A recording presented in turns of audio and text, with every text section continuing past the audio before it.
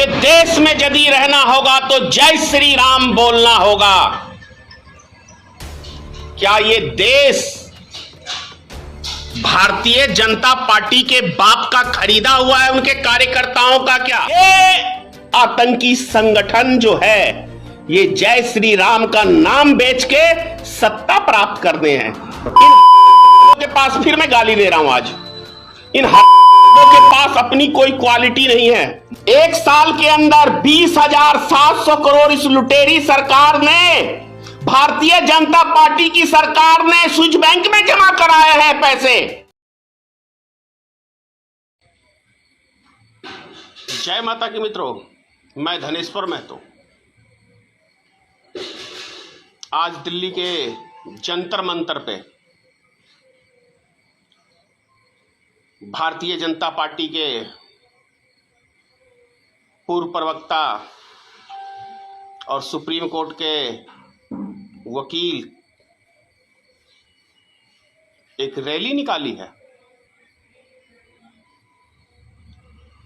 Rally निकाली है कि देश छोड़ो, भारत छोड़ो। किसको छोड़ो? अजीब सी कुछ कहानी नहीं लगती?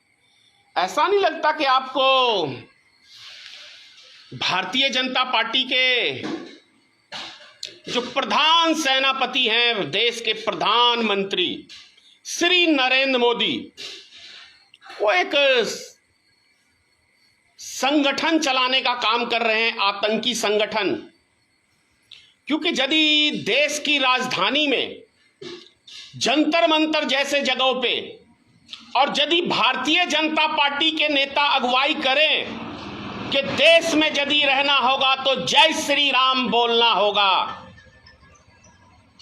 क्या ये देश भारतीय जनता पार्टी के बाप का खरीदा हुआ है, उनके कार्यकर्ताओं का? क्या इतनी औकात हो गई है? क्या ये देश नरेंद्र मोदी 5 साल चलाने के लिए दिया है कि देश में नफरत फैलाने के लिए आपको दिया गया है? सुनो दंगाई प्रधानमंत्री, ये नफरत फैला के जो सोच रहे हो कि मैं 7 राज्यों का जो विधानसभा चुनाव है जीत जाऊंगा, तो ये संभव नहीं है। क्योंकि जनता के दिल में बस के कोई सत्ता प्राप्त कर सकता है, जनता में नफरत फैला के ज्यादा दिन तक सत्ता प्राप्त नहीं कर सकता है नरेंद्र मोदी जी। अगर जंतर मंतर पे इस तरह के नारे लगते हैं तो निस्संदेह नरेंद्र मोदी का उसकी छत्र छाया में वो हो रहा है। यदि नरेंद्र मोदी इसके ऊपर एक टिप्पणी नहीं करता है, अमित शाह इसके ऊपर एक टिप्पणी नहीं करता है, तो इसका साफ जीता जागता मतलब है कि अमित शाह, नरेंद्र मोदी चाहता है कि देश में दंगे फसाद होएं। क्योंकि भारतीय जनता पार्टी की केंद्र में सरकार है और भारतीय जनता पार्टी का ही एक नेता इसकी अगुवाई कर रहा है और उसके ऊपर एक टिप्पणी नहीं आ रही। क्या तुम्हारे बाप, मैं कह रहा हूं, मैं धनेश्वर महतो, मैंने कई जगह मूर्तियां भी दी है, कई मंदिर का भी निर्माण कराया है, बड़ी मंदिर का भी निर्माण कराया है, सभी देवी देवताओं की मूर्तियां भी स्थापित की है। लेकिन तुम आतंकी ये कहोगे कि जय श्री राम कहना होगा, तो तुम्हारे जैसे कुत्ते के कहने से कोई नहीं कहेगा, क्योंकि राम हृदय में बसते हैं। तुम वो भारत के आतंकी संगठन के लोग हो जो भारत का नाम बदनाम कर रहा है पूरी दुनिया के अंदर। तुम वो सनातन धर्म के कलंकित लोग हो जो सनातन धर्म को बदनाम कर रहा है। तुम वो हिंदू के कलंक हो जो हिंदू समाज को आतंकी समाज लोग कहने लगे हैं। तुम हिंदू समाज के दुश्मन हो तुम लोग। पूरी दुनिया में जब से भारतीय जनता पार्टी की सरकार आई है, तब से हिंदू समाज को कलंकित करने का काम यदि किसी ने किया है तो ये भारतीय जनता पार्टी के टुकड़े टुकड़े गैंग ने किया है। और जो मैं देख रहा था अभी वीडियो दिल्ली का, एक पत्रकार नेशनल दस्तक का, जिसको ये भारतीय जनता पार्टी के आतंकी पकड़ के और उससे जबरन जय श्री राम का नारा लगवा रहे थे। मैं बहुत बहुत धन्यवाद देता हूं उस पत्रकार का जिसने अकेले होके इन भारतीय जनता पार्टी के आतंकियों से अकेले मुकाबला किया और जय श्री राम का नारा नहीं लगाया। बहुत बहुत बधाई देता हूं मैं आपके हौसले को, मैं आपके हौसले को सलाम करता हूं, सलूट करता हूं, क्योंकि ये आतंकी संगठन जो है ये जय श्री राम का नाम बेच के सत्ता प्राप्त करते हैं। इन हरामजादों के पास, फिर मैं गाली दे रहा हूं आज, इन हरामजादों के पास अपनी कोई क्वालिटी नहीं है वोट मांगने की। इनके पास कोई अपना कोई अस्तित्व नहीं बचा है। इसीलिए देखो, राम का नाम बेचते हैं पिछले 30-35 साल से, 3-4 बार सत्ता प्राप्त कर चुके हैं, 2 बार राम के नाम पे पूरे भारत में क्या पूरी दुनिया में चंदा इकट्ठा कर चुके हैं। 14,000 करोड़ रुपया ये भारतीय जनता पार्टी के लोग 1992 में किया था, वो हजम कर चुके हैं। और फिर क्या कहते हैं आपको, अभी राम मंदिर का ट्रस्ट का जमीन बेचा था। ये दूसरे कोई नहीं, ये असली देश के लुटेरे हैं, असली देश के लुटेरे हैं। और ये हमें देशभक्ति का ये पाठ पढ़ाएंगे, देश के लुटेरों से हम लोग पाठ पढ़ेंगे।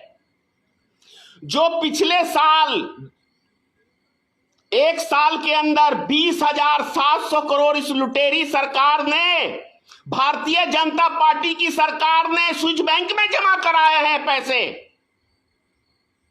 अगर भारतीय जनता पार्टी का पैसा नहीं है तो किसका है? किसका है? 20,700 करोड़ स्विस बैंक में किसका जमा हुआ है रे? बोलो भारतीय जनता पार्टी के दल्लो। सत्ता तुम्हारी है, तुम्हारे शासन काल में स्विस बैंक में पैसा जमा होता है भारत का, किसका है दम बोलने का? सच तुम्हारे बाप नरेंद्र मोदी को भी नहीं होगा, क्योंकि वो तो खुद ही अडानी और मुकेश अंबानी का गुलाम है। वो क्या बोलेगा? वो तो खुद उसके टुकड़ों पे पला है, और मालिक जो बोलता है कि ये संपत्ति हमें लिख दो तो वो लिख देता है। रेलवे बोला, रेलवे लिख दिया, एयरपोर्ट बोला, एयरपोर्ट लिख दिया, LIC बोला, LIC लिख दिया, लाल किला बोला, लाल किला लिख दिया। ऐसा प्रधानमंत्री है। अब किसान की, जो किसान का अन्नदाता का था, अब उसको भी गुलाम बनाने में लगा हुआ है। तो ऐसे आदमी की दलाली करते हो? याद रख लो, ये किसान जब तक डटे हुए हैं तभी तक तुम लोग सुरक्षित हो। जिस दिन किसान की हार हो गई, 135 करोड़ जनता गुलाम बन जाएगा मुकेश अंबानी और अडानी का। वो 135 करोड़ जनता की लड़ाई लड़ रहा है देश का किसान, और वो हरियाणा पंजाब का है शेर, चूहा नहीं है। हरियाणा पंजाब का शेर है, यूपी का शेर है। बिहार में तो कोई किसान है ही नहीं। बिहार का हवाला देते, कौन सा किसान का संगठन है? कहां है? वो फटी गंजी, फटा कुर्ता, फटी धोती पहन के किसानी करते हैं। 10 बीघा जमीन है, दिल्ली पंजाब कमाने जाते हैं, फटे हाल में, उसे किसान बोलते हो? यानी देश का प्रधानमंत्री हमारा कहता है कि देश में किसान का मतलब है कि वो भूखा नंगा होना चाहिए। यही मतलब हुआ ना किसान का। भारतीय जनता पार्टी का यही कहना हुआ ना कि हमारे देश का किसान कंगाल रहे, भूखा रहे, नंगा रहे। तभी तो एमएसपी की गारंटी लिखित नहीं दे सकते। अगर माला माल हो जाएगा ना किसान तो बाप रे बाप, मोदी जी क्या करेंगे? फिर 5 किलो अनाज किसको देंगे? इसीलिए चाहते हैं मोदी जी की देश का किसान कंगाल रहे तो हम 5 किलो अनाज दें और उसके बदले में उनसे उनका खून निचोड़ें। भाई इस देश के अंदर आश्चर्य लगता है, लोग आरएसएस करते हैं, जिसके क्या कहते हैं आरएसएस के दफ्तर पे कभी तिरंगा झंडा नहीं फहरा, आज वो देशभक्त कैसे हो गया? छोटा सा प्रश्न है मेरा। आरएसएस के दफ्तर पे 60 साल तक कभी तिरंगा झंडा नहीं लहराया, वो देशभक्त कैसे हो सकता है भाई? जिसका कोई आजादी में कोई योगदान नहीं है वो देशभक्त कैसे हो सकता है?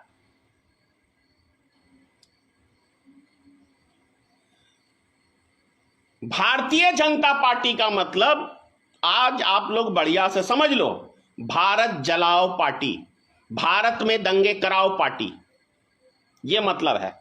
क्योंकि आज जो मैंने वीडियो देखा है जंतर मंतर पे, वो भी भारतीय जनता पार्टी की जिसकी सत्ता है आज देश में, कई राज्यों के मुख्यमंत्री हैं और उसका नेता दिल्ली में अगुवाई कर रहा है। भारत छोड़ो, किसको छोड़ोगे भाई? किसको निकालोगे? ये भी तो बोल देते ना कि मुसलमान छोड़ो, सिख छोड़ो, ईसाई छोड़ो, कौन छोड़ो, कि विपक्ष जितने नेता हो सब देश छोड़ दो, अब बस हमें ही रहने दो। ये भी तो लिखना चाहिए था ना। कौन सी लड़ाई लड़ने जा रहे हो, किसकी लड़ाई लड़ने जा रहे हो, इसका भी तो अता पता होना चाहिए भाई। किससे लड़ाई लड़ रहे हो? हम अपने ही देश के अंदर तिरंगा लेके घूम रहे हैं, अच्छी बात है, पाकिस्तान में लेके घूमना चाहिए ना। अरे भैया तिरंगा फहराना है तो पाकिस्तान के ऊपर हम फहराएंगे, चीन के ऊपर फहराएंगे। हमारे देश में तो खुली आजादी, हम कहीं भी फहरा सकते हैं। लेकिन तिरंगा यात्रा ही निकालना है तो यार पाकिस्तान की बॉर्डर पे चलो, हम भी शामिल होंगे। चाइना में चलते हैं, हम भी शामिल होते हैं। किसे उल्लू बनाए फिरते हो? चुनाव के टाइम में तिरंगा यात्रा आरएसएस वाले निकालेंगे, जिसने कभी अपने दफ्तर पे कभी तिरंगा फहराया ही नहीं। उससे हमें राष्ट्रभक्ति सीखनी पड़ेगी। जिसे खुद ही राष्ट्रभक्ति का कोई ज्ञान नहीं है, वो आज सत्ता प्राप्त करके उल्टे सीधे हरकत करके वो हमें राष्ट्रभक्ति सिखाएगा।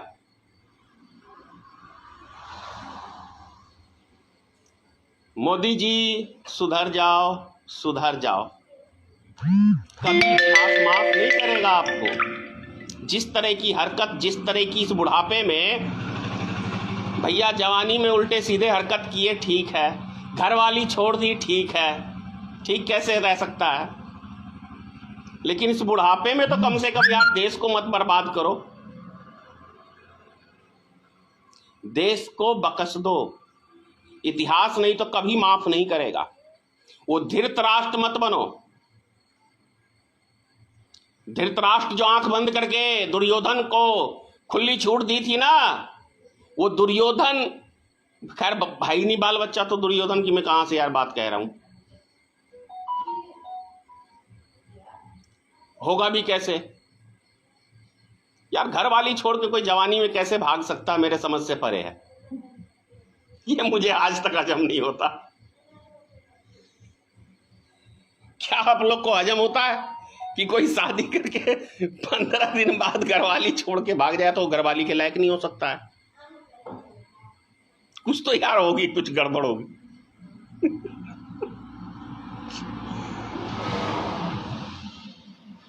बस एक बात कहना चाह रहा हूं लास्ट में, मोदी जी चैन से रहने दो, देशवासियों को चैन से जीने दो, सुकून से जीने दो, उनकी भाईचारगी खत्म मत करो। तुम्हें एक बार नहीं, इस देश की जनता ने फ्रॉडगिरी करके 2-2 बार सत्ता दे दिया। तुमने फ्रॉडगिरी से सत्ता हासिल किया है 2 बार, मिल गया ना चैन। अब कम से कम देश को बकस दो, क्योंकि ये देश तुमसे नहीं संभल सकता, क्योंकि तुम्हारे पास कोई ज्ञान नहीं है आलतू फालतू के अलावा। ये हिंदू मुसलमान के अलावा तुम्हारे पास कुछ नहीं है। इससे ना हमारा देश का भला होगा, ना हमारे देशवासियों का भला होगा, और ना ही दुनिया में जो चाहोगे कि हम भारत का नाम ऊंचा कर लें उससे प्राप्त कर सकते हैं। अमेरिका से कुछ सीखो, इंग्लैंड से कुछ सीखो। हर दुनिया के हर मजहब के लोग उन मुल्कों में रहते हैं, अमन सुख चैन से रहते हैं। हम अपने ही देश में अपने ही नागरिक को लड़ा के सत्ता प्राप्त कर रहे हो, और सत्ता मिल जाने के बाद जब जब चुनाव आते हैं तब तब ये आलतू फालतू की रैलियां निकलवाते हो देश में टेंशन पैदा करने के लिए। कभी मुसलमानों ने कोरोना फैलाया, पिछले साल यही किया था ना। इस साल किसने फैलाया? बहुत अजीब सी बात है, बहुत अजीब सी बात है। अगर मोदी जी, एक चीज आप समझ लो, यदि इस जंतर मंतर वाले नेताओं के ऊपर आपने कार्रवाई नहीं की तो इसका मतलब स्पष्ट है, मैं देश की जनता से कह रहा हूं, समझ जाना कि नरेंद्र मोदी के इशारे पे, अमित शाह के इशारे पे ही ये इस तरह के ऊटपटांग के कार्यक्रम कराए जाते हैं, और जो नरेंद्र मोदी की छत्र छाया के उसमें ही ये सारे काम हो रहे हैं। इसका मतलब है कि वो जो नरेंद्र मोदी कहता है कि सबका साथ सबका विकास, ये नारा झूठा है। नरेंद्र मोदी के पेट में 36 हाथ का आंत है, 36 हाथ का। इसका मतलब समझते हो? मुंह में राम बगल में छुरी। नरेंद्र मोदी मुंह से वो राम राम करता है लेकिन बगल में छुरी रखे हुआ रहता है। इतना ही कहूंगा। जय हिंद।